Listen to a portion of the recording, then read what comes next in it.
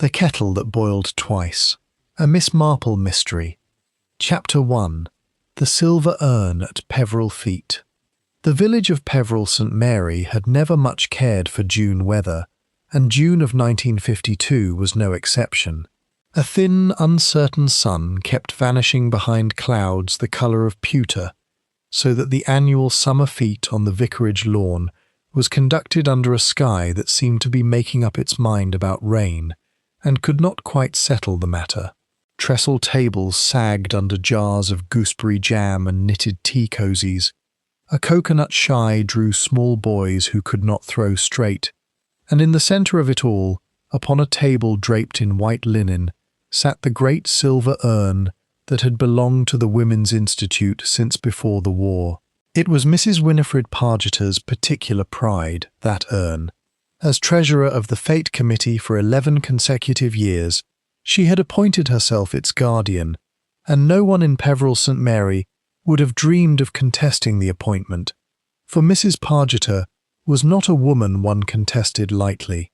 She was large in both frame and opinion, with a voice that could carry across 2 paddocks, and she possessed, villagers agreed in low voices when she was safely out of earshot, an unsettling habit of knowing things about people that they had rather she did not know.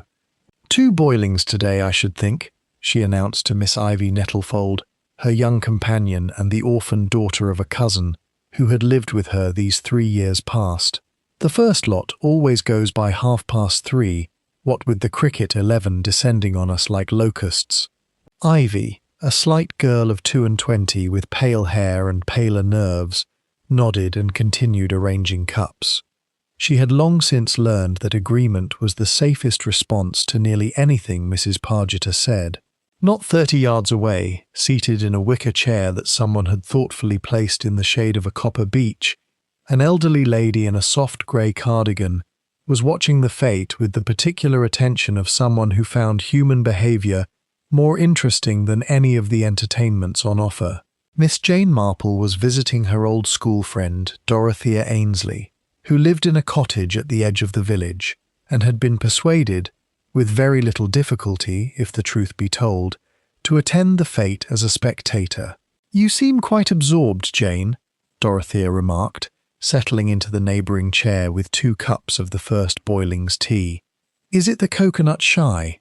"Not entirely," said Miss Marple, accepting her cup with a small smile. "I was watching Mrs. Pargeter. She reminds me a great deal of old Miss Hartnell, who used to organise our fete at St. Mary Mead. Women of that sort accumulate a great deal of knowledge about a village, you know, whether they mean to or not. People confide in them, or else they are observed confiding in others, and either way the knowledge settles on them like dust. She's not much liked," Dorothea admitted. "Efficient, but not liked. There was some unpleasantness with the colonel over the church roof fund. She implied he'd been careless with the accounts, though nothing ever came of it." "How very interesting," murmured Miss Marple, and sipped her tea, which was really rather good, strong, and only a little stewed from sitting too long in the urn. By 4 o'clock the first boiling had indeed run dry, precisely as Mrs. Pargeter had predicted, and Ivy was dispatched to refill the great copper kettle from the vicarage kitchen, while Mrs. Pargeter herself remained at her post beside the urn, accepting compliments on the jam stall's takings, and dispensing opinions on the quality of Mrs. Holloway's Victoria sponge, which she found, she said rather too loudly, a trifle heavy in the middle, though one mustn't say so to her face. It was during this interval, while the second kettle sat heating on its little spirit stove behind the tea tent, unwatched for perhaps 10 minutes while Ivy helped carry down a fresh tray of scones, that the first small, curious thing happened. Old Mr. Titheridge, who kept bees at the edge of the village and had wandered over from the produce table for a cup, took 1 mouthful from the urn's remaining dregs of the first boiling, and made a face like a man who has bitten into an unripe damson. "Bitter as sin, that," he said to no one in particular, setting the cup down with a clatter. "Gone off, has it?" No one paid him much mind. Mr. Titheridge was known to complain of most things, from the vicar's sermons to the state of the cricket pitch, and a sour cup of tea seemed a small matter indeed, hardly worth remarking upon twice. He wandered off toward the coconut shy, still muttering, and within the hour had entirely forgotten the incident, distracted by a coconut he actually managed to dislodge. Miss Marple, however, had not forgotten it.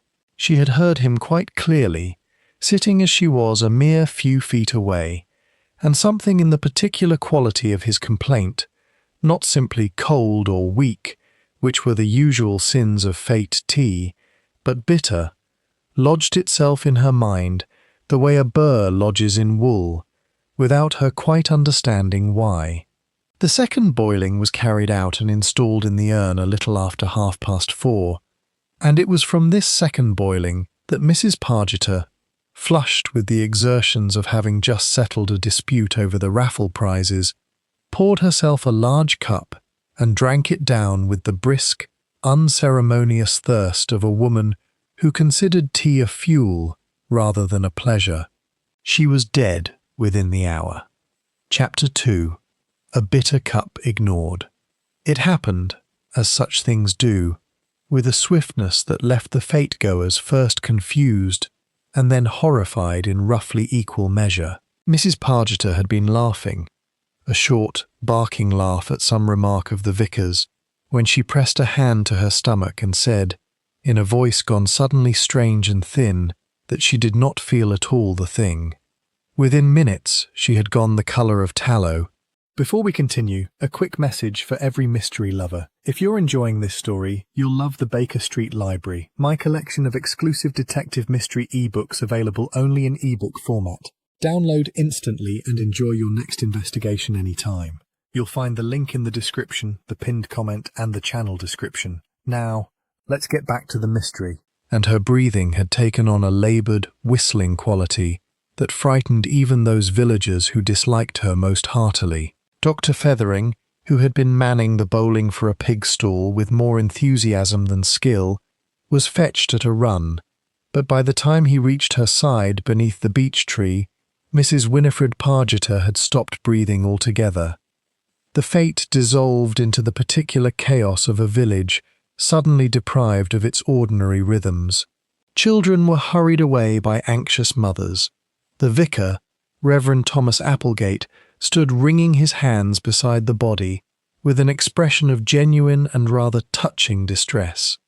And Mrs. Beatrice Holloway, the baker's wife, was seen to go quite white and clutch at the arm of her stall table, as though she might otherwise fall. Heart, surely, said someone. She was a big woman. The heat, perhaps. Not the heat, said Dr. Feathering, kneeling beside the body with a grimness that silenced the murmuring around him. I should like everyone to stand well back, if you please, and I should like nobody at all, to touch that urn. It was, of course, too late for such precautions to matter very much, for a good number of cups had already been poured and drunk from both boilings, and the urn itself had been handled by a dozen different hands over the course of the afternoon. But Dr. Feathering's evident alarm and the particular grey pallor of the dead woman's face communicated itself to the assembled villagers with the force of a dropped stone in a still pond, and within the half-hour the local constable had been sent for, and behind him, inevitably, Inspector Dovewell of the county police. Miss Marple, who had risen from her wicker chair the moment the commotion began, found herself standing a little apart from the crowd with Dorothea, both of them watching the scene with the peculiar attentiveness of women who had, between them, seen a good deal of village life, and understood that beneath its placid surface ran currents rarely visible to the casual eye. Digitalis. I shouldn't wonder, Miss Marple said quietly, more to herself than to her friend. Jane, however could you know such a thing? I don't know it, my dear, not with any certainty, but I have seen a death very like it before, and the symptoms, the sudden collapse, the peculiar colour, the difficulty breathing, they do suggest it. Foxglove grows very freely in these parts, does it not? I noticed a fine stand of it at the bottom of the vicarage garden as we came in. Dorothea shivered despite the warmth of the afternoon. You make it sound so deliberate." "Well," said Miss Marple mildly, "poison very rarely finds its own way into a teacup." It was at this juncture that Miss Marple recalled, with the small internal click of a mind arranging facts into their proper order, old Mr. Titheridge's complaint some 90 minutes earlier. Bitter as sin, that. And she found herself wondering, not for the first time that afternoon, precisely which boiling of tea Mrs. Pargeter had drunk her fatal cup from, and why a man who had sampled only the first boiling had lived to grumble about coconuts, while a woman who drank only from the second had not lived at all. She said nothing of this to the constable when he began, somewhat clumsily, to take names and statements from the assembled crowd. It was not yet the moment, she felt, for an elderly visitor to the village to offer theories to officialdom. Better by far to watch and listen, and allow the village itself to reveal its shape to her, the way a photograph reveals itself slowly in the developing tray, feature by feature, until the whole picture stands clear. By the time Inspector Dovewell arrived from the county town some 40 minutes later, the fete had emptied entirely save for the vicar, the doctor, Mrs. Pargeter's stricken young companion Ivy Nettlefold, and a scattering of officials standing about the beech tree with the awkward solemnity of men uncertain how to proceed. The great silver urn stood untouched upon its white linen, gleaming faintly in the fitful sunlight, as innocent-looking an object as ever concealed a murder. Chapter 3. The second boiling Inspector Dovewell was a solid, unhurried man of some 45 years, with the sort of face that gave away nothing, and the sort of patience that had served him well in a county where village crimes were, more often than not, crimes of very simple motive, dressed up by frightened people in unnecessarily elaborate lies. He took one look at the body beneath the beech tree, listened to Dr. Feathering's preliminary and carefully hedged opinion regarding the symptoms of digitalis poisoning, and set about his work with the brisk thoroughness of a man who had done this sort of thing before, though rarely with a victim quite so well known, or, as he was rapidly discovering, quite so widely resented as Mrs. Winifred Pargeter. "Tell me about the tea," he said to Ivy Nettlefold, who sat rigid on a folding chair someone had fetched her, twisting a damp handkerchief between her fingers.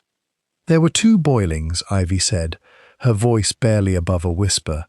"The first went on at 2:30 and ran out by 3:30, as it always does. I refilled the kettle and put on the second lot myself, about 20 minutes to 4. And who had access to the urn between the boilings, while it stood empty, I mean, before you refilled it?" Ivy's brow creased with the effort of recollection. "I couldn't say for certain. I was carrying scones down from the vicarage kitchen for perhaps 10 minutes. The second lot needed setting out, and the urn would have stood there, empty of tea but still on its table, the whole time. Anyone might have gone near it. There were a great many people about." Dovewell made a note of this, unhurried, and turned his attention next to the spirit stove behind the tea tent, where the second kettle had been heated, a small and unremarkable apparatus that nonetheless represented, he suspected, the true scene of the crime, whatever picturesque theories the village might prefer to entertain about the urn itself. And this stove, who was near it, between 20 to 4 and 2:30? "I was, mostly," Ivy admitted, "but I left it once or twice, to fetch things. Mrs. Holloway came by to borrow the sugar tongs. The vicar passed close by on his way to the coconut shy. He does so love the coconut shy, though he never wins anything. And Colonel Ashby stopped to light his pipe just there, by the tent flap, though I don't think he came near the stove itself. Anyone else?" Ivy hesitated, and it was a hesitation Miss Marple, who had drifted close enough, with the harmless air of an elderly woman uncertain where she ought to be standing, to overhear a good deal of this exchange, noted with particular interest.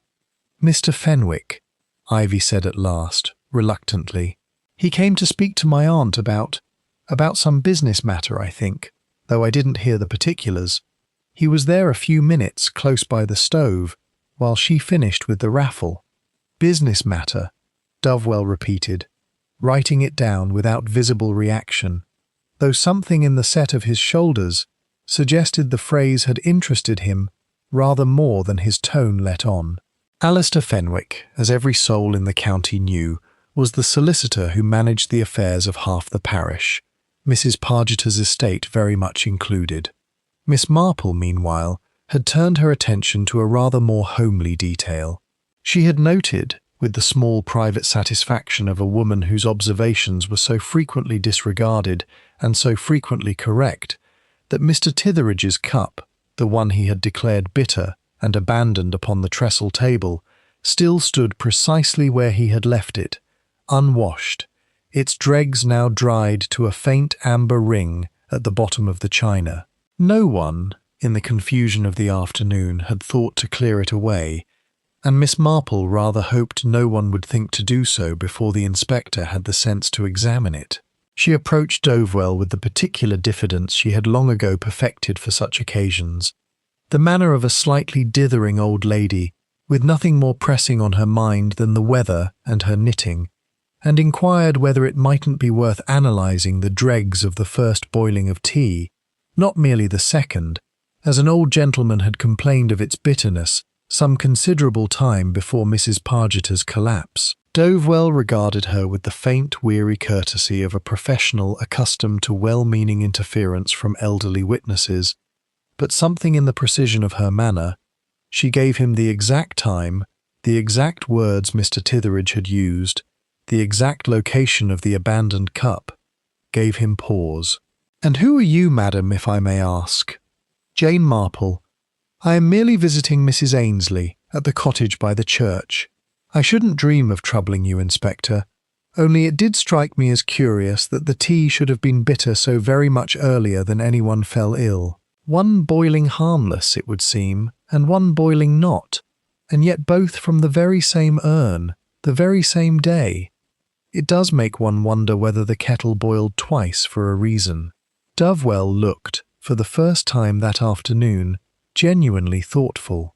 He sent a constable to collect Mr. Titheridge's abandoned cup without further comment, and Miss Marple, well satisfied, retreated once more to the margins of the scene to continue her quiet observation of the grieving, gossiping, and, in at least one case, she felt increasingly certain, thoroughly guilty village of Peveril St. Mary.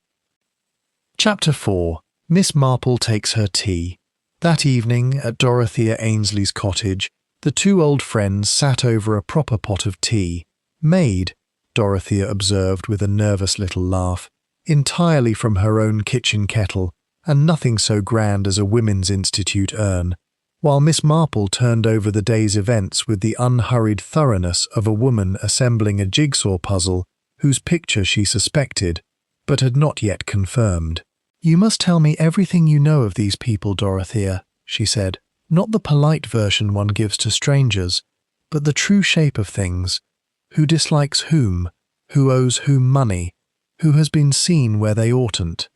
Dorothea, who had lived in Peveril St. Mary for over 20 years, and possessed, despite her mild manner, a memory for village grievances that would have done credit to a professional genealogist, required very little encouragement.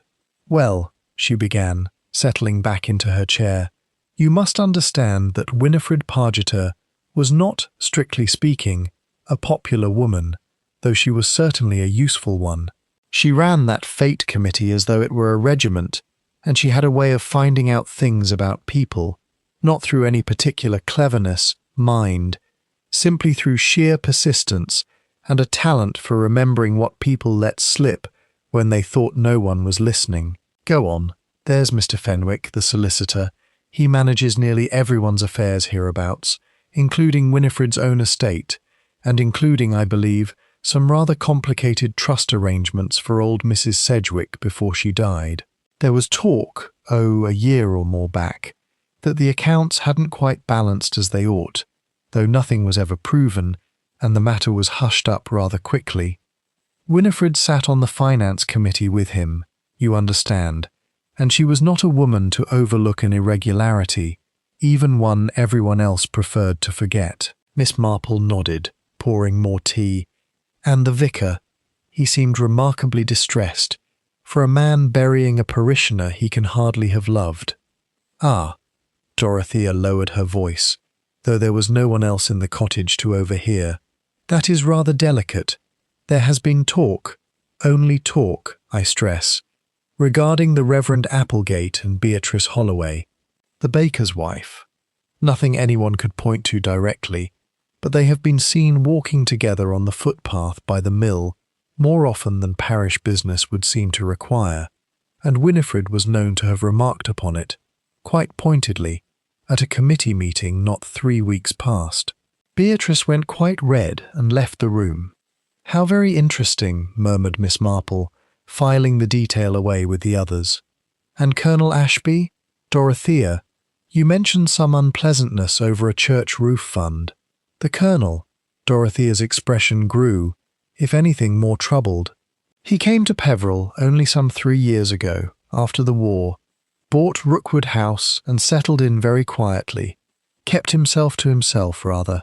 Pleasant enough man on the surface, plays a good hand of bridge, always generous to the church. But Winifred implied once, at a WI meeting, that his war record didn't quite add up.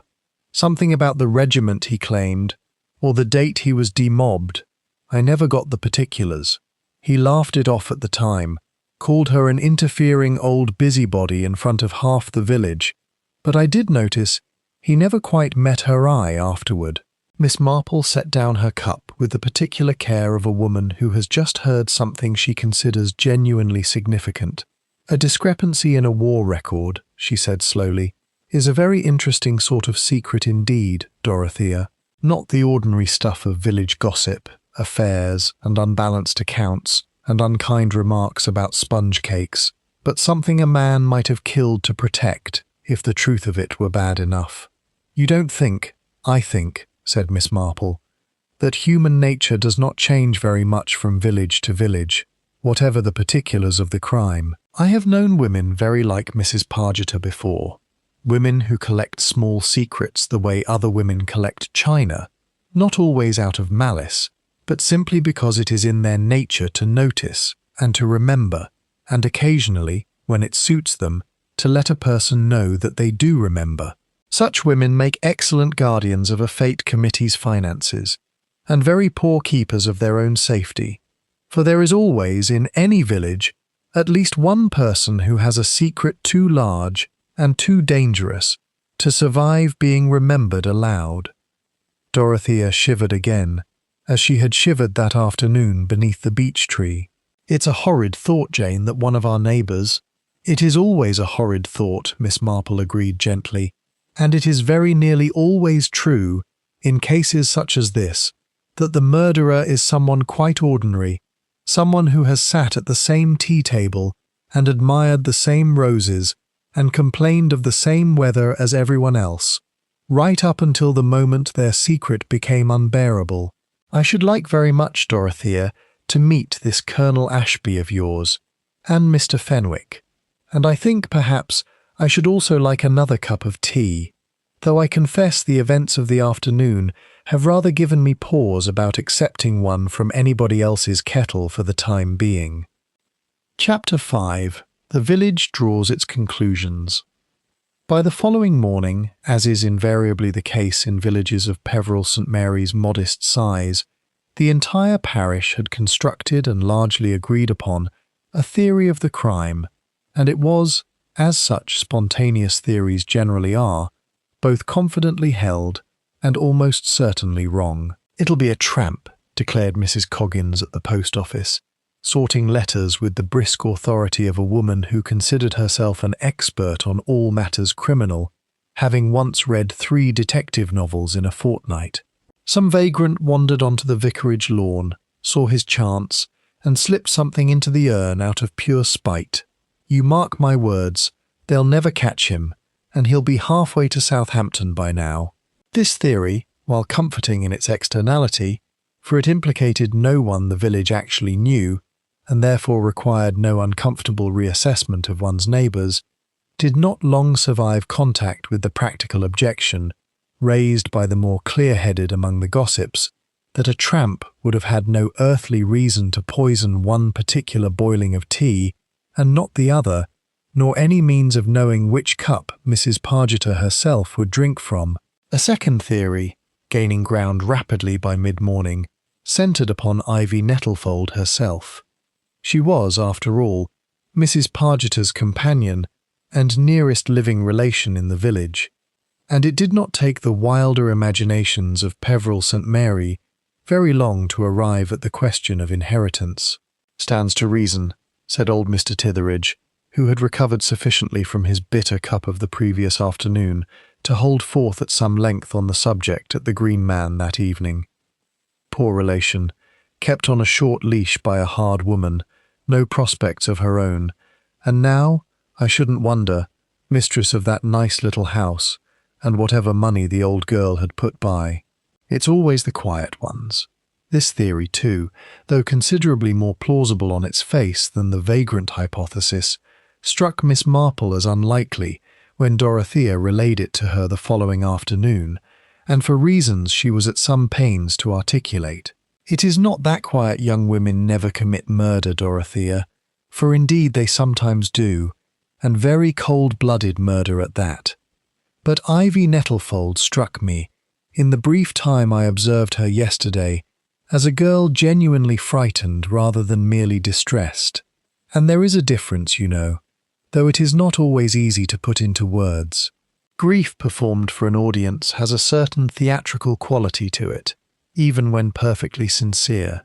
But fear of the sort I saw in that girl's face has a rawness to it that is very hard to counterfeit. Besides which, if she had wished to poison her aunt, she had a great deal easier opportunity to do so in the privacy of their own home than in the full view of half the village at a public fete, where the risk of the wrong person drinking the fatal cup was really quite considerable." "Then who, Jane?"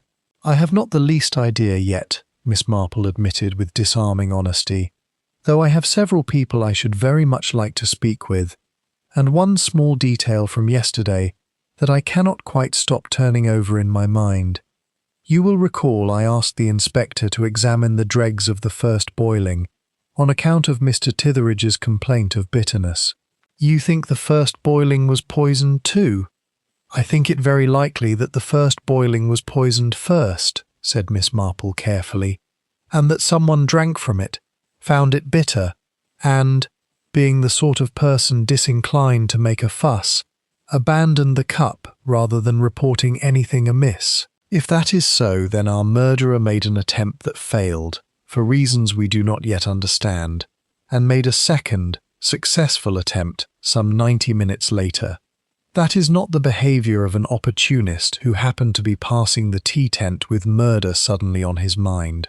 That is the behaviour of someone with a very particular target, and a determination not to be thwarted by one spoiled batch." Dorothea's teacup rattled faintly against its saucer. "But if the first boiling was poisoned, and dozens of people drank from it before Mr. Titheridge's cup went bitter—" "Ah," said Miss Marple, "but did they? I noticed, when I was watching the tea tent yesterday afternoon, that the urn was drawn from the top, as such urns generally are, by means of a little tap, while whatever was added to poison it would very likely have sunk, in the first instance, toward the bottom, unless of course it was stirred in deliberately, which would require our murderer to have handled a large spoon, or similar implement, in full view of the tea tent, without attracting notice. It is a puzzle, Dorothea, and I do not yet have the whole shape of it, but I begin to suspect that the answer lies not in who could have reached the urn, for it seems, distressingly, that almost anyone could, but in who had a reason to poison it not once, but twice, and who might have been watching closely enough to know that the first attempt had gone astray. Chapter 6. Inspector Dovewell's Certainty. Inspector Dovewell, for his part, had, by the third day of his investigation, arrived at a conclusion considerably more focused than the village's collective theorizing, though not, as it happened, a correct one. The post-mortem had confirmed digitalis poisoning beyond any reasonable doubt, a substantial dose, sufficient to induce fatal cardiac arrhythmia within the hour, consistent entirely with foxglove extract, which grew, as Miss Marple had observed, in generous and entirely unguarded profusion at the bottom of the vicarage garden, not 30 yards from the tea tent itself. Analysis of Mr. Titheridge's abandoned cup had likewise confirmed the presence of digitalis, though in a considerably smaller concentration than that found in Mrs. Pargeter's, a finding Dovewell interpreted, not unreasonably on its face, as evidence that the first boiling had received only a partial, perhaps accidental contamination, while the second had been dosed with murderous deliberation. His attention, having sifted through motive, means, and opportunity with the methodical thoroughness of his profession, had settled with increasing firmness upon Alistair Fenwick, the solicitor. "It's the accounts that do it, you see," he explained to his sergeant over a pint at the Green Man, though he was careful to keep his voice low, for the pub was never entirely free of listening ears. "Fenwick's been managing Mrs. Sedgwick's trust. The old lady who died 18 months back left everything in trust for a nephew out in Rhodesia who's never once come home to check on his inheritance. Very convenient arrangement for a solicitor with sticky fingers, that." Mrs. Pargeter sat on the finance committee with him, went through the parish accounts with a fine-tooth comb every quarter, and I've had it from 2 separate sources now that she'd found something in the Sedgwick Trust that troubled her. Asked Fenwick some pointed questions about it not a fortnight before she died. "And he was seen by the stove," the sergeant put in, "just before the second boiling went in." "Just so. And he's a chemist's training from his university days, or near enough. Read some botany, at any rate, before he switched to the law. He'd know a foxglove from a fern, which is more than I can say for half this village. It was, on the surface, a case that assembled itself with satisfying neatness, and Dovewell, a competent officer, but not, it must be admitted, a man of Miss Marple's particular gift for the small and overlooked human detail, found himself increasingly confident that a few more days' work would furnish sufficient evidence to bring a charge. Miss Marple, informed of this theory by Dorothea, who had it in turn from the sergeant's wife, received the news with polite but unmistakable scepticism. "It is a very tidy theory, and tidy theories make me nervous, my dear. Consider, if Mr. Fenwick had discovered that Mrs. Pargeter meant to expose some irregularity in his handling of the Sedgwick Trust, would he truly choose to murder her at a public fete, in a manner requiring 2 separate attempts and a considerable quantity of foxglove extract prepared in advance, extract which, I might add, does not simply appear in one's pocket by accident, but must be deliberately gathered, crushed and concentrated, which takes both time and a certain grim premeditation. A solicitor facing professional ruin has a great many quieter ways of silencing an inconvenient witness, or indeed of simply covering his tracks in the accounts themselves before anyone thinks to look closely. Then you don't think it's him?" "I think," said Miss Marple, "that Mr. Fenwick is a man with something to hide. Certainly, very few solicitors of the old school are entirely without some small irregularity they would rather not have examined too closely, and I do not doubt Mrs. Pargeter had made him uncomfortable. But discomfort and murderous determination are very different animals, Dorothea, and I have not yet heard anything to suggest that Mr. Fenwick's secret was large enough, or shameful enough, to drive a respectable professional man to poison not once but twice, in a manner so likely to be discovered. No, I think our inspector is drawn to Mr. Fenwick because his motive is the sort that fits neatly into a police report: money, and the fear of exposure over money. But there are other kinds of exposure a person might fear a great deal more than the loss of a professional reputation, and I confess I keep returning, in my own mind, to Colonel Ashby, and to that curious matter of his war record which Mrs. Pargeter saw fit to question so publicly some months ago. She paused, setting down her needlework, for she had taken up a small piece of knitting, as was her habit when thinking most deeply, and regarded her friend with an expression of mild but genuine concern. "I think, Dorothea, that I had better call upon the Colonel myself, before Inspector Dovewell becomes so wedded to his tidy theory that he stops looking anywhere else at all." Chapter 7. A Photograph in the Vestry. The opportunity to speak with Colonel Rupert Ashby presented itself rather sooner than Miss Marple had anticipated, and in a setting she found, upon reflection, unexpectedly instructive.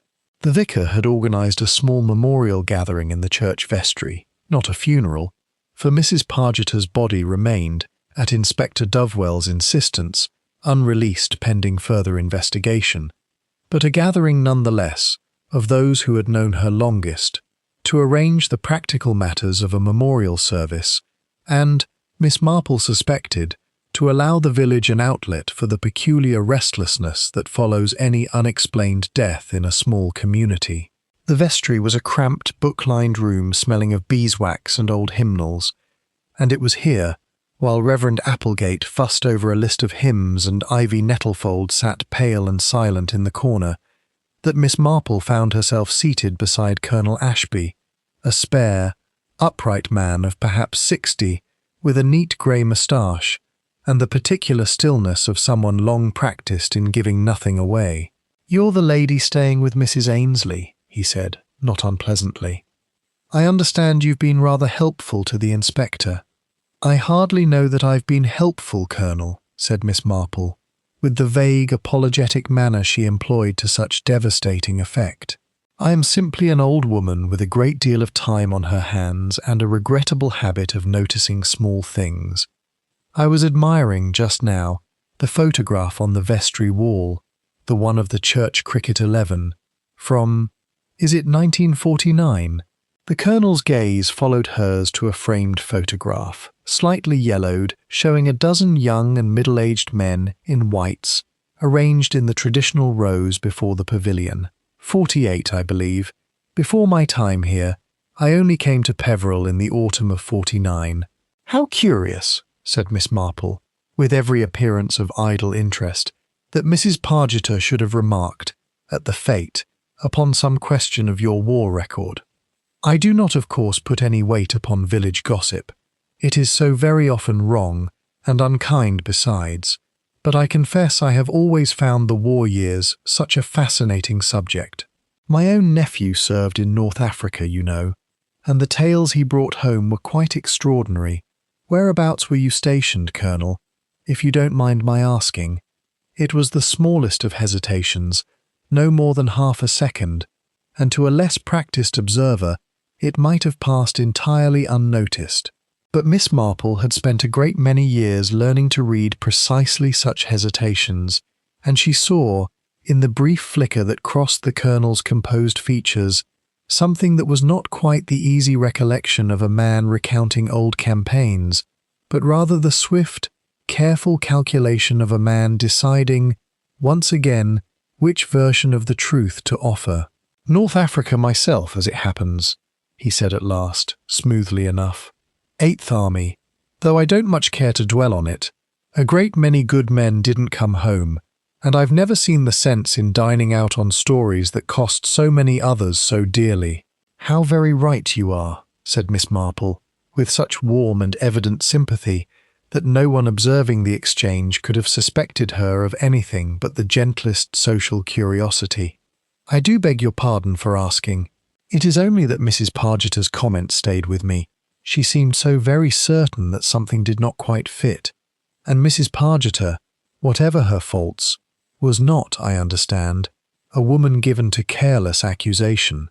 This time the pause was longer, and the Colonel's hand, Miss Marple noted, had gone very still upon the arm of his chair.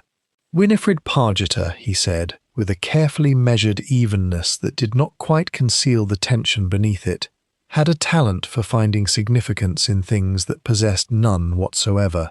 "I should not put too much stock in anything she said, Miss Marple. "The dead, I find, are very poor witnesses to their own accuracy." He rose shortly afterward, excusing himself with perfect courtesy to speak with the vicar about the memorial arrangements, and Miss Marple watched him go with the particular satisfaction of a woman who has confirmed a suspicion without yet proving it. She turned her attention, once the vestry had begun to empty, to the photograph on the wall, the Cricket 11 of 1948, a full year before Colonel Ashby's arrival in Peveril St. Mary, and found herself wondering, not for the first time, about the particular manner in which a man might reinvent himself after a war that had scattered so many families, erased so many records, and left so very many opportunities for a person determined enough and desperate enough to become someone other than who he had been. She resolved, before the day was out, to write a letter to her nephew Raymond, who knew a great many useful people in London, and to ask whether he might make some discreet inquiries regarding the regimental history of a Colonel Rupert Ashby. Chapter 8. The Ledger That Did Not Balance. While Miss Marple pursued her quiet inquiries into the Colonel's past, Inspector Dovewell had turned his full official attention upon Alistair Fenwick, and it was in the solicitor's own office, a cramped, paper-cluttered room above the ironmonger's shop on the High Street, that the inspector conducted what he privately regarded as his most productive interview of the investigation thus far. Fenwick was a narrow, anxious man of perhaps 50, with the permanently harried expression of someone who has spent 30 years apologizing for other people's oversights, and he did not, Dovewell noted with professional interest, appear entirely surprised to find the police at his door. "I'll not pretend I don't know why you're here, Inspector," he said, settling behind his desk, with hands that trembled very slightly as he reached for his pipe. Winifred had found something in the Sedgwick accounts. "I'll tell you plainly, before you go digging and make it look worse than it is. I should be glad to hear it in your own words, Mr. Fenwick." The solicitor's story, delivered in fits and starts over the better part of an hour, painted a picture rather more sympathetic than Dovewell had anticipated. 2 years previously, Fenwick admitted, he had borrowed, the word he used with evident discomfort, though Dovewell privately considered misappropriated the more accurate term, a sum of some £400 from the dormant Sedgwick Trust, to cover a debt of honour incurred by his own son, a young man whose gambling had brought considerable shame upon the family, and whose creditors, Fenwick implied without quite saying so, had not been the sort of men one wished to disappoint. "I meant to replace it," he said, not quite meeting the inspector's eye. "I had every intention. I've been putting money back a little at a time these 18 months past, and the trust wants nothing until the nephew comes of an age to claim it properly, which won't be for some years yet. No one was harmed by it, Inspector. No one but myself and my own conscience, which has given me precious little peace since." And Mrs. Pargeter found the discrepancy. She found something, Fenwick admitted. Some irregularity in the quarterly figures that didn't sit right with her, and she asked me about it directly, not 3 weeks before she died. Asked me to my face, in front of the whole finance committee, whether the Sedgwick Trust balanced as it ought. I told her there'd been a clerical error, that I'd have it corrected within the month, and she seemed satisfied enough at the time. But she came to see me privately the week before the fete, and told me she'd looked closer, and that the figures troubled her still, and that she expected a full accounting, or she'd have no choice but to report the matter to the Law Society. That sounds, Mr. Fenwick, very much like a motive for murder. Fenwick's face, already pale, went whiter still. "I never touched that urn, Inspector. I swear it before God. I went to speak with her at the fete. Yes, I'll admit that freely, for I'm sure someone's already told you, but only to beg a little more time, to assure her the money would be replaced in full before the quarter's end. She was not unkind about it, in her way. Said she understood a father's desperation. Said she'd give me until Michaelmas to set things right, before she said a word to anyone. I left that tea tent a relieved man, Inspector, not a murderous one. Why in heaven's name would I kill the one person who'd just agreed to give me the time I needed? It was, Dovewell privately conceded, a fair question, and one that rather undermined the tidy theory he had constructed.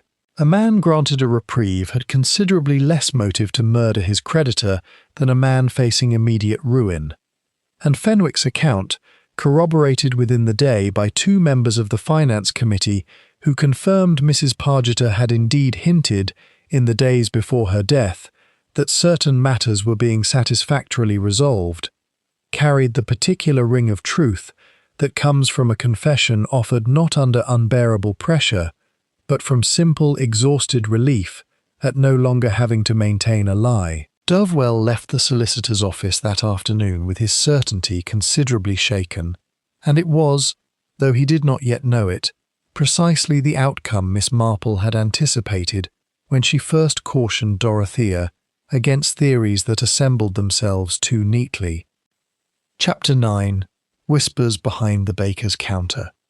If Mr. Fenwick's secret had proven, upon examination, rather less murderous than the village's gossip suggested, the matter of Reverend Applegate and Mrs. Beatrice Holloway offered Miss Marple considerably richer material, and it was to the baker's shop on the corner of Church Lane that she directed her attention next, ostensibly in search of a loaf of bread for Dorothea's kitchen, but in fact with a rather more particular purpose in mind. Beatrice Holloway was a handsome woman of perhaps 35, with the flour-dusted forearms and quick, capable hands of a woman who had spent half her life behind a bakery counter, and Miss Marple found her, on a quiet Tuesday morning with the shop otherwise empty, in a mood evidently disposed toward confidence, whether from simple loneliness or from the particular relief that comes from finally being able to speak of a long-carried burden.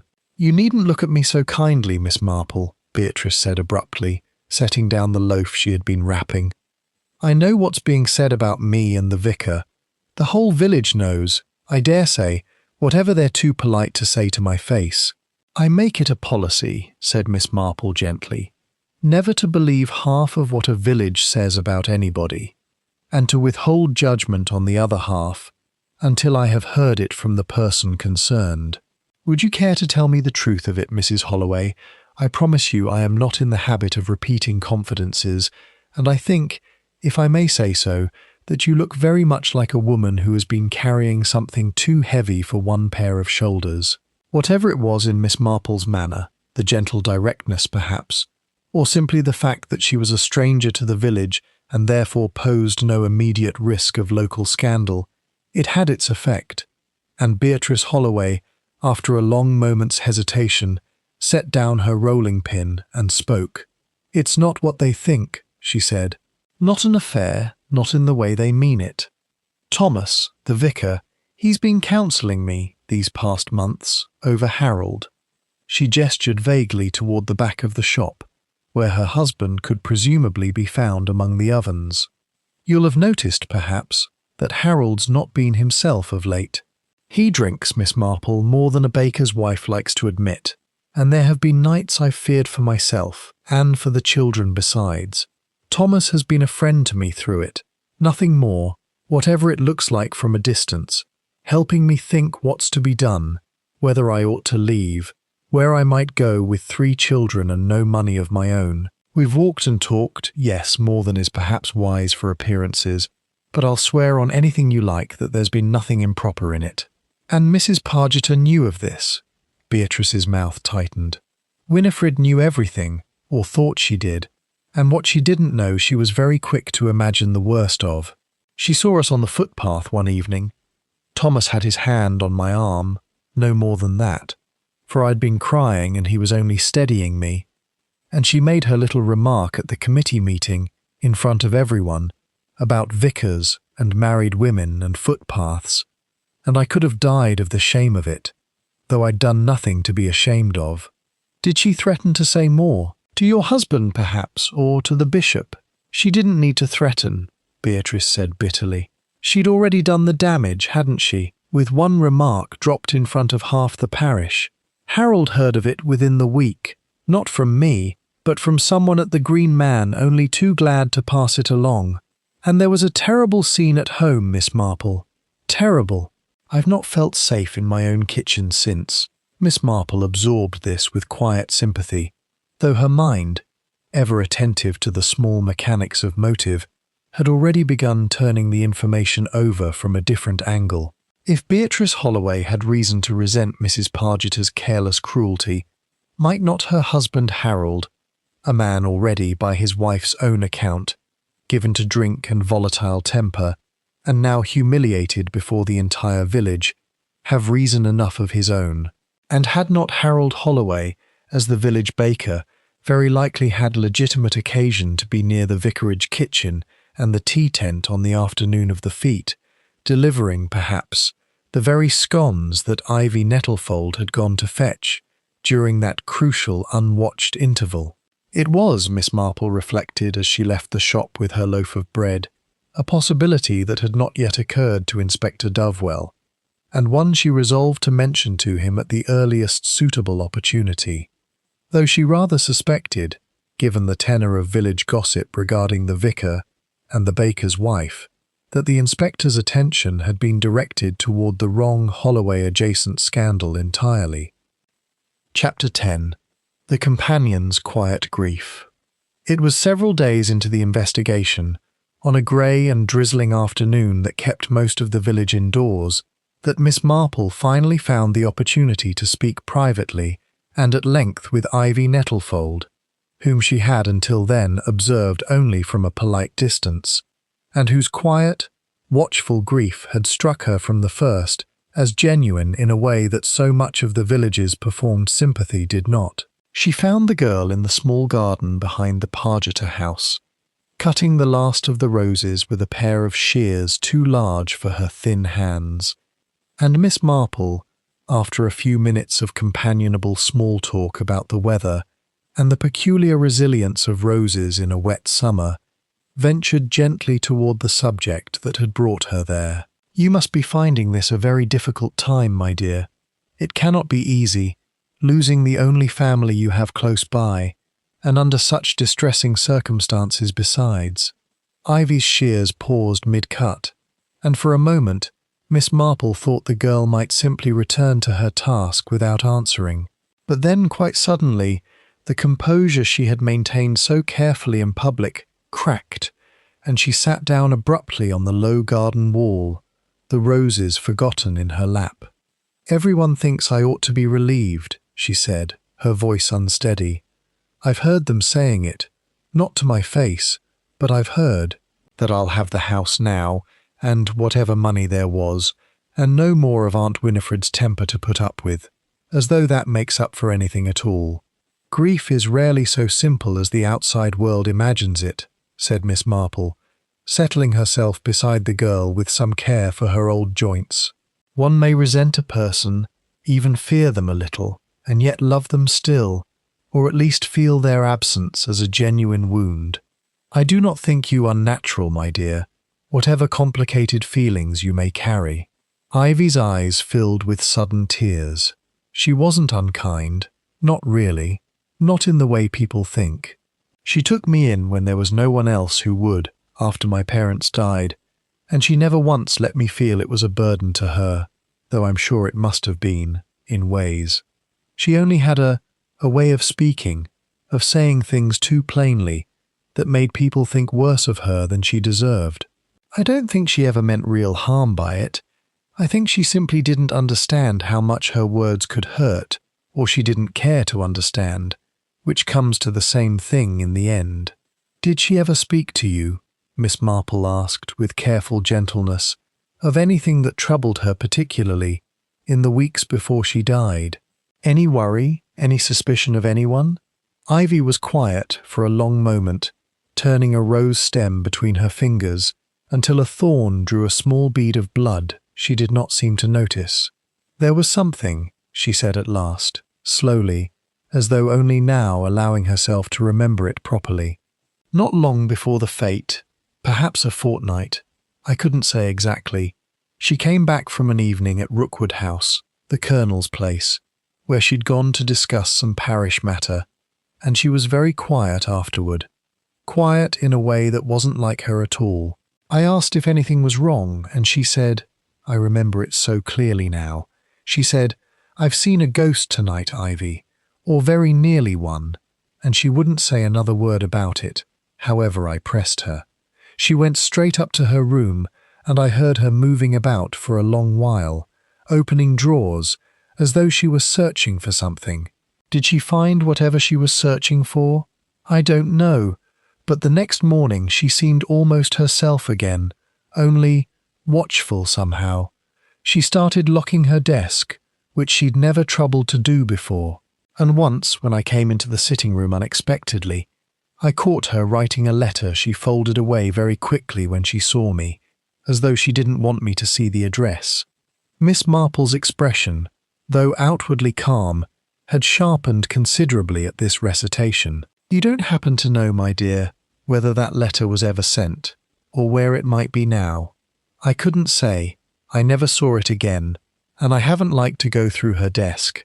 Not properly, not since it happened. It felt too much like intruding on her privacy, even now. I wonder, said Miss Marple, very gently, whether you might allow me to help you look one of these days when you feel equal to it.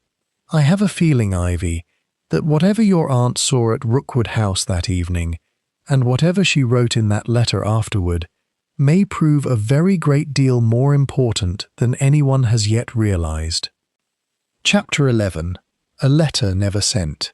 It took 2 further days and a good deal of gentle persuasion on Miss Marple's part before Ivy Nettlefold felt equal to the task of opening her late aunt's writing desk in earnest, and it was Miss Marple herself, seated beside the girl in the small, dust-quiet study that had been Mrs. Pargeter's particular domain, who finally discovered the letter, not sent, but folded and sealed and tucked beneath a stack of parish account books, addressed in a firm, decisive hand to a solicitor in London whose name meant nothing to either of them.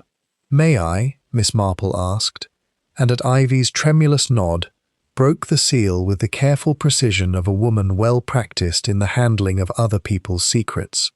The letter, when read aloud in the hushed study, proved to be a request, formal, businesslike, entirely characteristic of its author, for the London solicitor to make discreet inquiries into the military records of a man who had, some years previously, served under the name of Captain Rupert Ashby Vane, a name that appeared, upon comparison with a small photograph tucked into the same envelope, to belong to a face very nearly identical to that of the Colonel Ashby, currently residing at Rookwood House, save that the photograph showed a considerably younger man, and one wearing, Miss Marple noted with quiet satisfaction, the insignia not of the Eighth Army, but of a quite different regiment entirely, one that had seen action not in North Africa, but in circumstances the letter described, in Mrs. Pargeter's own careful hand, as connected with certain irregularities at Aldershot in the autumn of 1943, the details of which I understand were never fully resolved, owing to the sudden and unexplained disappearance of the officer in question. Aldershot, Ivy whispered. That's not North Africa at all. No, said Miss Marple slowly, setting down the letter with the particular gravity of a woman who has just watched the final piece of a puzzle settle into place. It is not. I begin to understand a great deal more now, my dear, though I think it would be wisest not to speculate too freely until we have spoken with Inspector Dovewell. Your aunt, it seems, recognized our colonel from somewhere in her past, perhaps from a photograph she once saw, or a name she once heard mentioned in some other connection entirely, for such coincidences are not so very uncommon as one might think, particularly among women of your aunt's generation, who kept scrapbooks and correspondence, and remembered faces with a thoroughness that younger people rarely trouble to cultivate, and having recognized him, she set about confirming her suspicion, quietly and methodically, exactly as she conducted every other piece of parish business. You think the Colonel knew that she was writing to London about him? I think, said Miss Marple, that a man who has spent some years successfully concealing a very serious matter indeed, a matter, I should imagine, involving desertion or fraud, or something graver still, given the word disappearance in your aunt's letter, would be exceedingly alert to any sign that his secret had been discovered, and exceedingly desperate to prevent that discovery from becoming public. Your aunt confronted him, or very nearly did, that evening at Rookwood House when she came home speaking of ghosts. I think he understood, from whatever passed between them that night, that his safety could no longer be relied upon, and I think a man in such a position, faced with the prospect of exposure, disgrace, and very possibly prosecution, might indeed be driven to an act he would never otherwise have contemplated. Ivy's face had gone very pale. Should we take this straight to the inspector? We should, Miss Marple agreed, folding the letter carefully back into its envelope. Though I confess I should like, before we do so, to arrange one further small conversation of my own. Letters and photographs are very persuasive things, my dear, but they establish only that Mrs. Pargeter suspected a great deception. They do not, by themselves, prove that the Colonel poisoned the tea-urn. For that, I think, we shall need something rather more delicate than documentary evidence. We shall need, if I am not very much mistaken, to observe how a guilty man behaves when he believes his secret is about to be exposed for the second time. Chapter 12. The Colonel's Garden.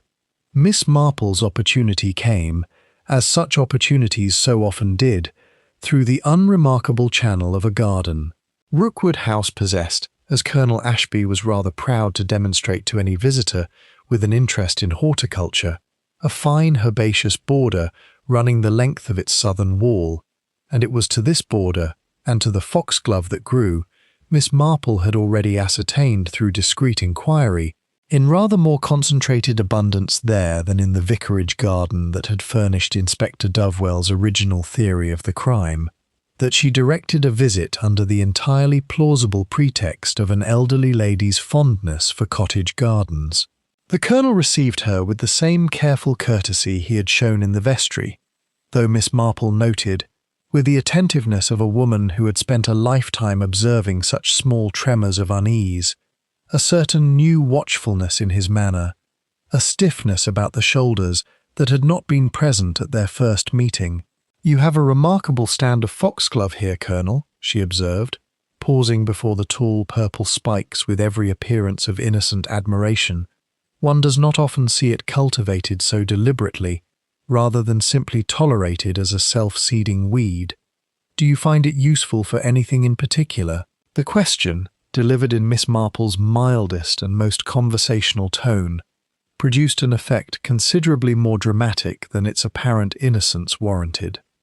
The Colonel's hand, which had been resting on the head of his walking-stick, tightened visibly, and when he spoke, his voice had lost something of its earlier smoothness.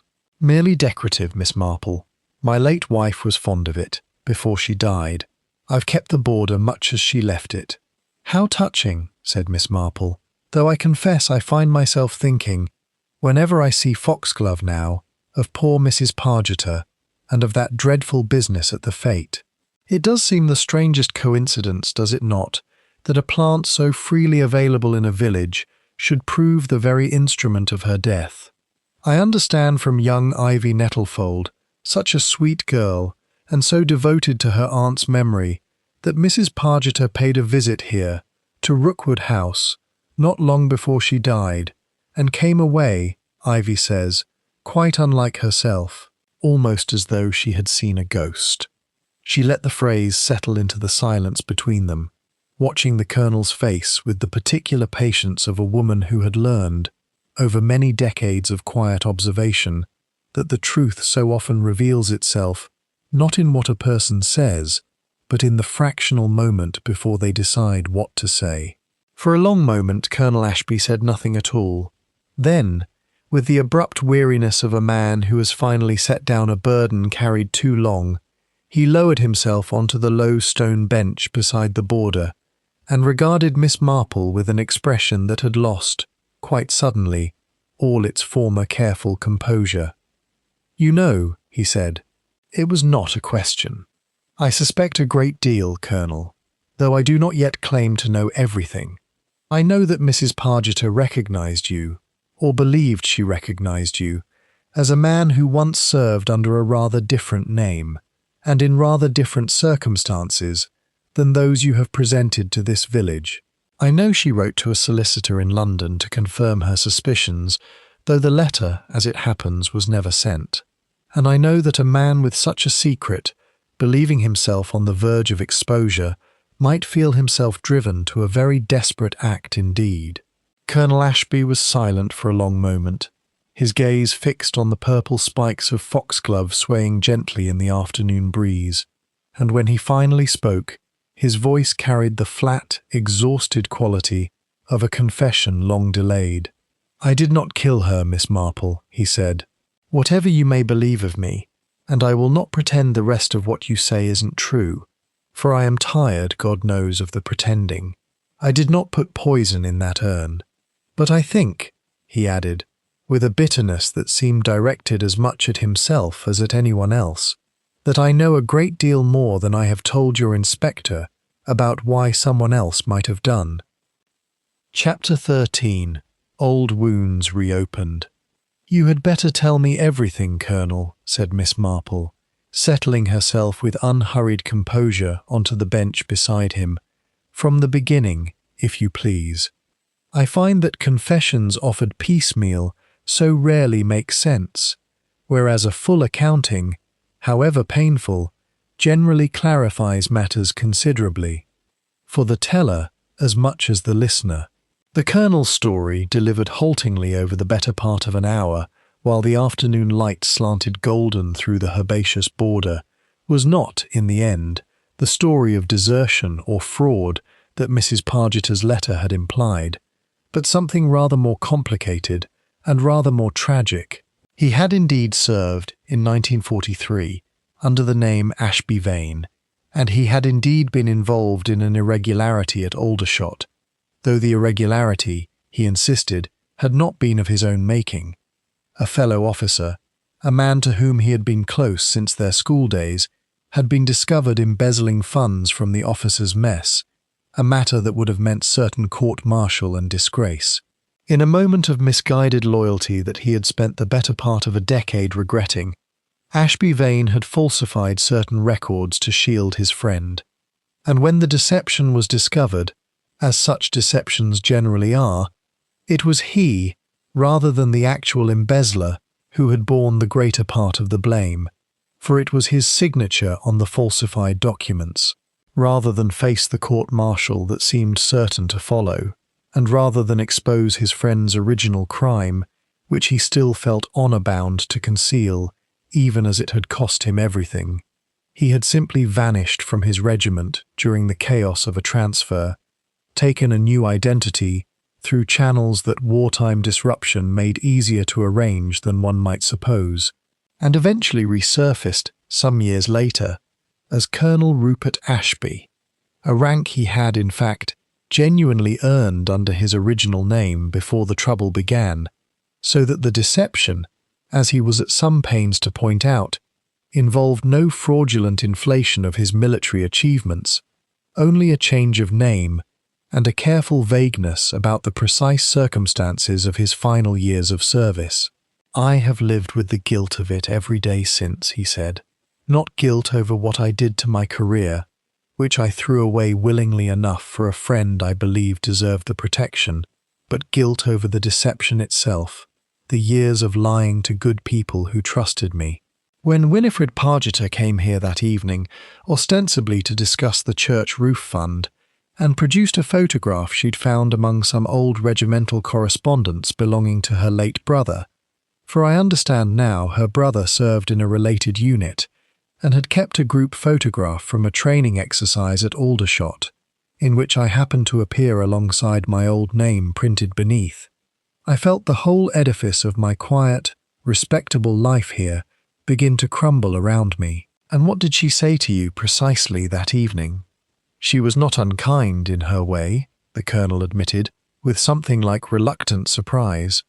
"She said she wished to be certain before she took any action, and she gave me a fortnight to explain myself, or to come forward voluntarily to the appropriate authorities, before she felt obliged to write to London herself. I begged for more time. I told her something of the truth, though not all of it, for I could not bring myself to expose my old friend even then, foolish as that loyalty must sound to you. She seemed to soften somewhat, and said she would consider giving me longer, provided I gave her my word I would set matters right eventually. Then you had no reason, that afternoon at the fete, to believe your secret was in any immediate danger. None whatsoever. I believed, in fact, that matters stood rather better than they had a fortnight earlier, that Winifred, difficult as she could be, was not entirely without mercy, and might yet be persuaded to let an old man live out his remaining years in peace, on the strength of a promise to eventually make what amends I could. I had no motive to kill her, Miss Marple, none at all. Quite the reverse, in fact, for her death has left me more exposed, not less, since I no longer know what she may have already written down, or told to others, or left for some investigator to discover after her death." Miss Marple regarded him for a long moment, weighing the account against everything else she had learned, and found, to her own considerable interest, that she believed him entirely, which meant, as she reflected while walking back through the fading light toward Dorothea's cottage, that her search for Mrs. Pargeter's murderer had, after all this careful unwinding of the Colonel's sad history, arrived back very nearly at its beginning. Chapter 14. The Doctor's Confession. It was, in the end, a small and seemingly unrelated detail, a remark let slip almost carelessly by Dr. Feathering during a visit to Dorothea's cottage to check on her rheumatism, that set Miss Marple's thoughts moving in an entirely new direction, one that had, she realized with some chagrin, been available to her from the very first afternoon, had she only thought to pursue it with sufficient persistence. "A dreadful business, the whole affair," the doctor remarked, packing away his stethoscope while Dorothea rolled down her sleeve. "I confess, it's put me quite off my stride these past weeks. One doesn't expect, in a practice like mine, to find oneself testifying about digitalis dosages and cardiac symptoms of all things." "You must know a great deal about such matters, Doctor," Miss Marple observed, with the mild interest she brought to nearly every conversation. "Given your medical training, I imagine very few people in the village would know precisely how much foxglove extract was required to prove fatal, or how quickly it might act." "Very few indeed," the doctor agreed, with the faint, weary pride of a professional whose expertise is at last being properly acknowledged. "Digitalis is a tricky substance to dose correctly, even for legitimate medical purposes.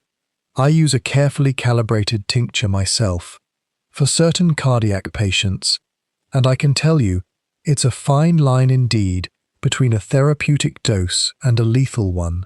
Old Mrs. Sedgwick was on such a tincture herself before she died for her heart condition. I dosed her very carefully indeed, right up until the end." Miss Marple's needlework paused quite still in her lap. "Mrs. Sedgwick," she repeated slowly. "The same Mrs. Sedgwick whose trust Mr. Fenwick has been managing. The very same sad case that she died some 18 months back now, quite suddenly, though not unexpectedly given her condition. I signed the certificate myself. Heart failure, as one would expect in a woman of her age and history." "And who, may I ask, administered her medication? Was it you yourself, or did she manage her own dosing?" Dr. Feathering's easy manner faltered very slightly, and Miss Marple, watching him with the sharp attention she had learned to disguise so thoroughly beneath an appearance of vague and elderly curiosity, saw something flicker across his face that had not been there a moment before. "Her nurse managed it in the final months," he said, after a pause that lasted perhaps a second too long. "Poor old Mrs. Sedgwick was quite past managing anything for herself by then, "And who was her nurse, doctor?" The question hung in the small sitting room for a long moment before the doctor answered, and when he did, his voice had lost a good deal of its earlier ease. "A young woman by the name of Nettlefold, as it happens, before she came to live with her aunt. Ivy trained as a nursing auxiliary during the war, you understand, and took private nursing work afterward to support herself before Mrs. Pargeter took her in properly. She cared for old Mrs. Sedgwick in her final illness." Miss Marple sat very still, feeling the careful architecture of her assumptions about the case shift and resettle around this new and startling piece of information. Ivy Nettlefold, whom she had dismissed so readily as a suspect on the grounds of her evident grief and the impracticality of a public poisoning, Ivy Nettlefold had, it now appeared, both nursing training sufficient to understand precisely how digitalis might be administered to fatal effect, and a prior, intimate connection to the very estate whose irregularities had first drawn Mrs. Pargeter's suspicious attention to Mr. Fenwick. "Doctor," she said carefully, "I wonder if you would indulge an old woman's curiosity a little further.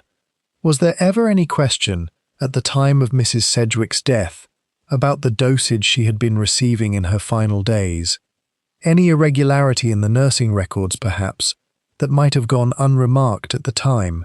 Dr. Feathering's discomfort had by now become impossible to disguise entirely.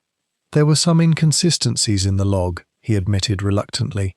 "Nothing I thought worth raising at the time. The poor woman was dying regardless, and grief-stricken relatives so rarely thank a doctor for questioning the manner of a peaceful death. But now that you ask, Miss Marple, and given everything that's happened since, I confess I have wondered, once or twice these past weeks, whether I ought not to have looked a good deal more closely at those records than I did." Chapter 15. Miss Marple's Small Trap. Armed with this new and troubling knowledge, Miss Marple did not go immediately to Inspector Dovewell, for she was conscious that suspicion, however well-founded, was not proof, and that a young woman's entire future ought not to be jeopardized on the strength of an old doctor's half-remembered inconsistencies in a nursing log 18 months stale. Instead, she resolved upon a course of action that had served her well in the past, in circumstances not entirely dissimilar to these: a small, carefully constructed test, designed to reveal the truth not through documentary evidence, but through the involuntary honesty of human reaction under pressure. She arranged, through Dorothea's good offices, to take tea with Ivy Nettlefold at the Pargeter house, ostensibly to help the girl continue sorting through her late aunt's papers, and it was over this tea, brewed, Miss Marple noted with some private wryness, in an ordinary domestic teapot rather than any urn, that she introduced, with apparent casualness, a piece of information that was not, strictly speaking, entirely true. "I have been speaking with Dr. Feathering," she said, watching Ivy's face with careful attention as she stirred her tea. "He mentioned, quite in passing, that the county police have requested the original nursing records from Mrs. Sedgwick's final illness. Some question, apparently, about the dosages administered in her last weeks, now that the whole business of digitalis has come under such scrutiny. I understand the inspector means to have them examined by an independent expert." It was in fact entirely untrue. No such records had been requested, and Inspector Dovewell remained, at that moment, still largely occupied with his gradually collapsing theory regarding Mr. Fenwick.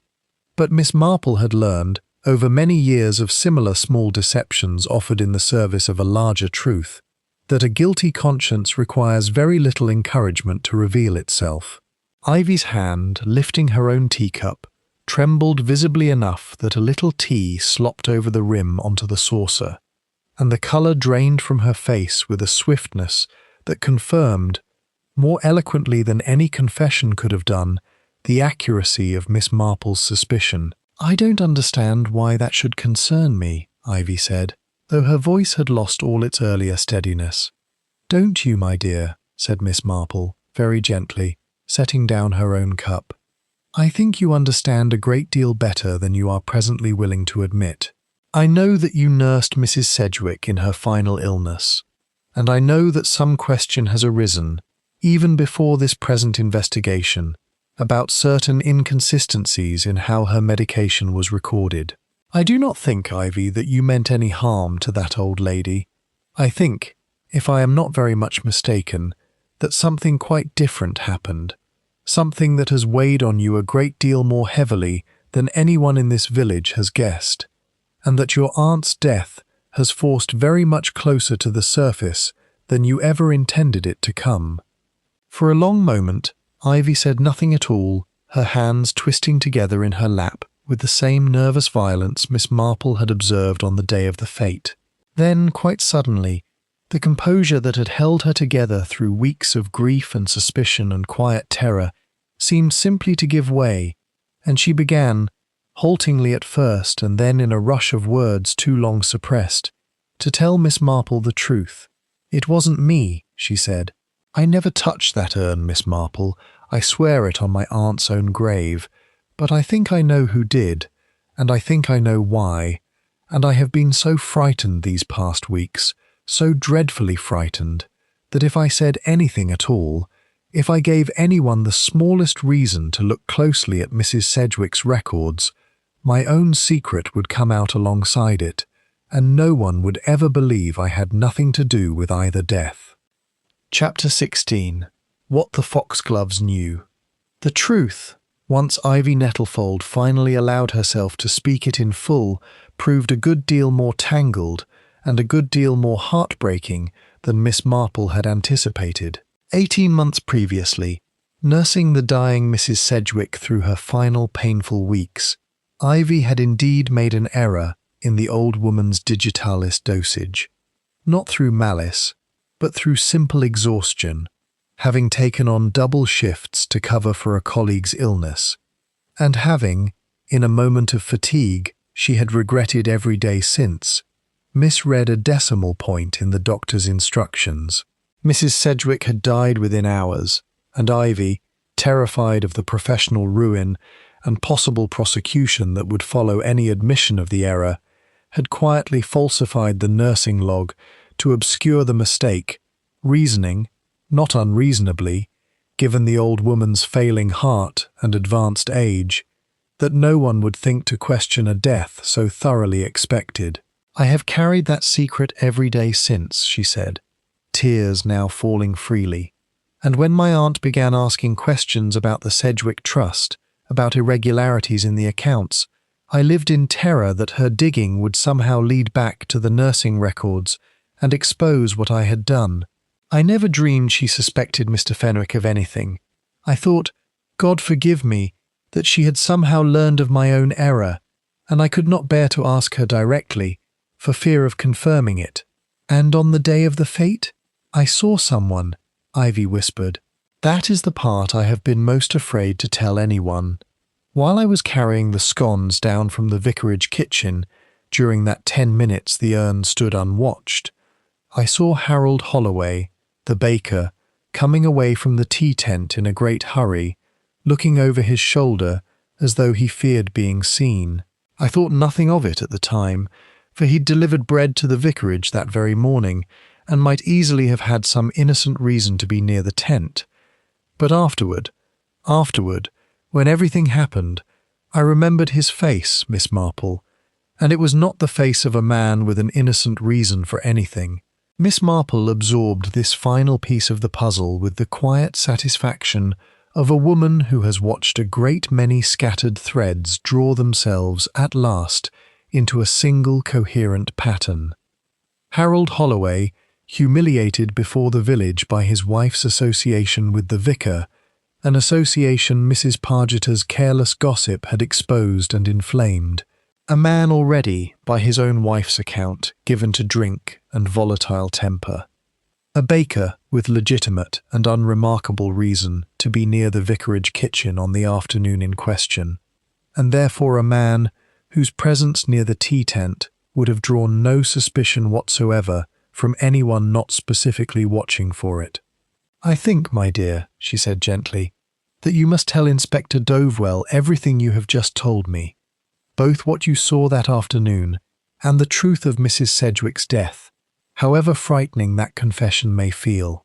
An honest mistake, made under exhaustion and disclosed at last with genuine remorse, is a very different matter in the eyes of the law than a willful murder, and I do not think any court in the land would deal harshly with a young woman who has clearly suffered a great deal already for an error she never intended. But a murderer left free to walk the village ivy, while an innocent woman's reputation remains under a cloud of suspicion she does not deserve, that is a very much graver wrong, and one I do not think your conscience will allow you to permit, now that you have spoken the truth aloud at last. Chapter 17. The Reveal at Forge Cottage. It was arranged, at Miss Marple's quiet suggestion, and with Inspector Dovewell's somewhat reluctant cooperation, for he remained, even now, a man more comfortable with documentary evidence than with an elderly lady's careful psychological manoeuvrings, that the final unravelling of the matter should take place not in the formal setting of a police interview room, but in the more disarming surroundings of Dorothea Ainsley's cottage sitting-room, where Harold Holloway had been invited, on the pretext of discussing a delivery arrangement for the coming harvest festival, to take tea with Miss Marple and the inspector both. He arrived defensive and suspicious, as men in his position generally do, and it was Miss Marple, rather than Dovewell, who conducted the greater part of the conversation, beginning not with accusation, but with the same gentle, roundabout sympathy she had employed so effectively with Beatrice Holloway some days earlier. "I understand, Mr. Holloway, that these past months have been a very great trial for you," she began, pouring tea with unhurried composure. "A wife's friendship with the vicar, however innocent its true nature, must be a painful thing for a proud man to have discussed so publicly and so unkindly. And Mrs. Pargeter's remark at that committee meeting, I understand, was a good deal less kind than the truth of the matter warranted." Harold's jaw tightened, and his hands, wrapped around his teacup, showed white at the knuckles. "I don't know what you're driving at, Miss Marple, nor what business it is of yours or anyone else's." "I think you do know, Mr. Holloway," Miss Marple said, her voice remaining gentle even as her words grew more direct. "I think that when you heard, from some careless tongue at the Green Man, precisely what Mrs. Pargeter had implied about your wife and the vicar, an implication you knew, in your heart, to be false, but which had already done its damage in the eyes of the village, and worse still, in the private misery of your own marriage, I think something in you broke that could not easily be mended. I think you delivered your bread to the vicarage that morning, as you did every morning, and I think you saw, laid out upon its table, a great silver urn that would shortly hold the very woman who had wrecked your peace and your reputation with a single, careless sentence. "You can't prove any of this," Harold said, though his voice had lost a good deal of its earlier bluster. "I think I very nearly can," said Miss Marple. "You were seen, Mr. Holloway, leaving the vicinity of the tea tent during the very window in which the first boiling was contaminated, seen by someone who had no reason to lie about it, and every reason, given her own circumstances, to have kept silent had she not been so troubled by her conscience. I think you gathered your foxglove, and there is a fine stand of it at the bottom of the vicarage garden, is there not, very near the kitchen door you would have used for your deliveries, some days before the fete, and prepared it at your leisure, waiting for an opportunity to use it. I think your first attempt, added hastily to the first boiling while it stood briefly unwatched, went wrong through simple bad fortune.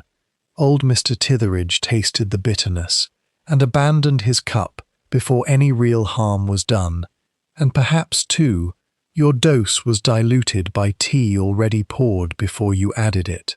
But I think you did not mean to be thwarted, Mr. Holloway, and I think when opportunity arose a second time, near the spirit stove where the second kettle was heating, you ensured your dose was concentrated enough and delivered directly enough into the fresh water that there could be no such fortunate accident a second time.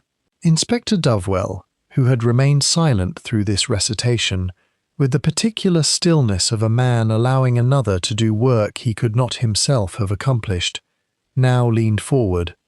"Mr. Holloway, I must ask you formally, were you near the tea tent, and later the spirit stove, at the times Miss Marple has described?"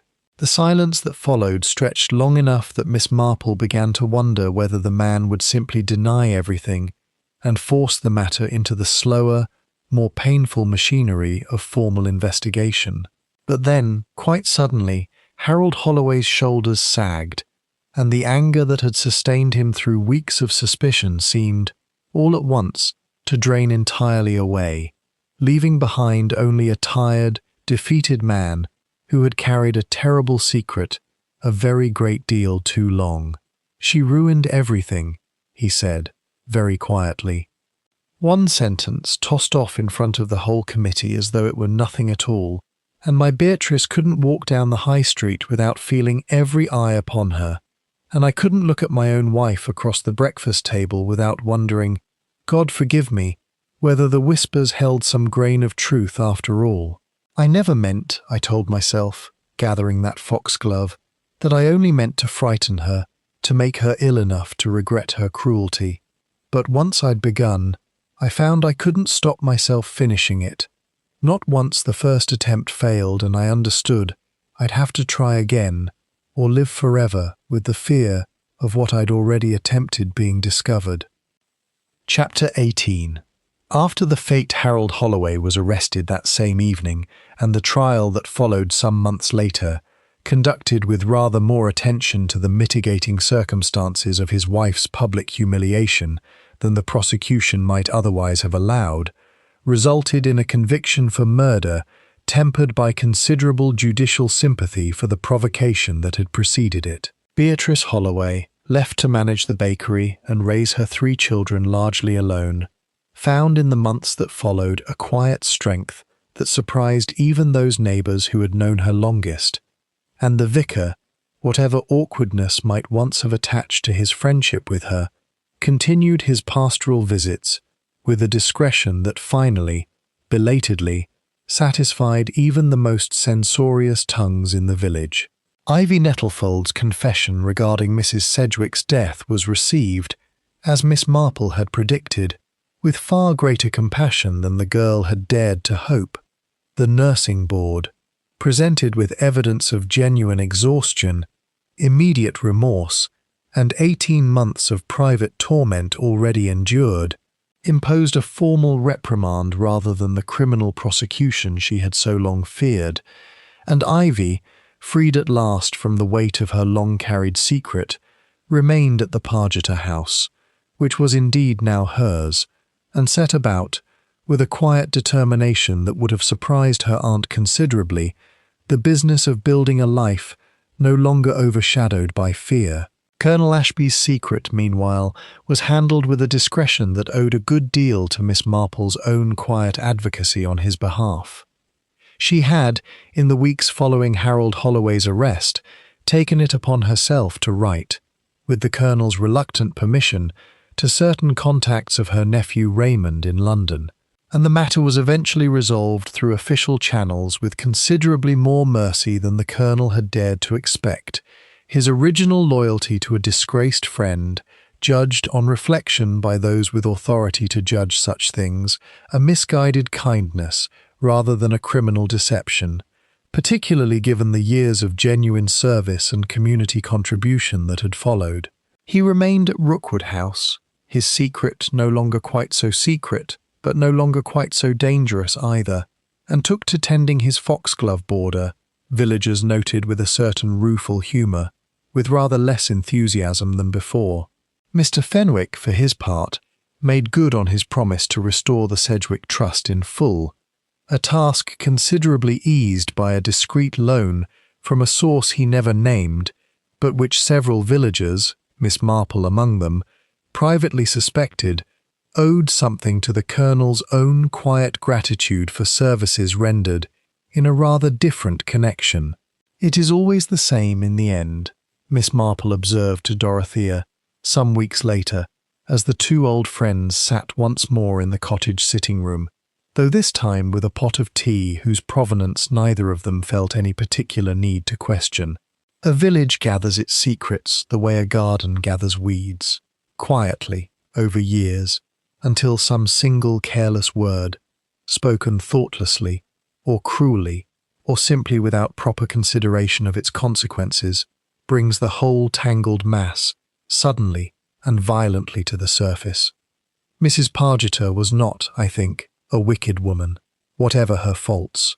She simply never understood that knowledge, carelessly wielded, can wound as deeply as any blade, and that a village full of ordinary people, however placid its surface may appear, is very rarely without at least one soul carrying a burden heavy enough to break under the wrong sort of pressure. Do you think Harold Holloway ever meant to kill her truly? Or did it simply happen, the way these things sometimes seem to happen, one step leading unavoidably to the next? I think, said Miss Marple, setting down her teacup with the particular thoughtfulness she reserved for such questions, that very few murderers set out, at the very beginning, with murder itself clearly in mind. They set out more often with grievance and humiliation and a desperate wish to be heard or avenged in some small way, and it is only somewhere along that path, when the first small step proves insufficient, that the final terrible step begins to seem not merely possible, but almost inevitable. That is why I have always found it so very important, Dorothea, to watch not merely for the grand and obvious motives, money and passion and revenge in their most dramatic forms, but for the small, quiet cruelties that villagers inflict upon one another every single day, quite without recognizing the danger in them. It is in those small cruelties I have found, over a great many years of watching human nature at rather closer quarters than is entirely comfortable, that the seeds of the very worst tragedies are so very often first planted. The village of Peveril St. Mary returned, in time, to something resembling its former placid rhythms.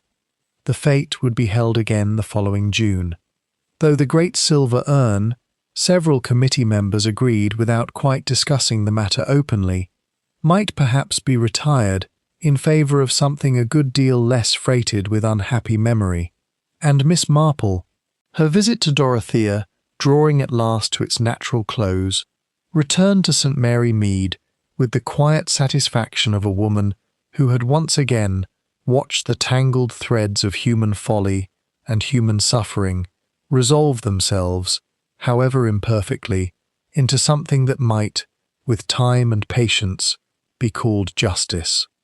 The end.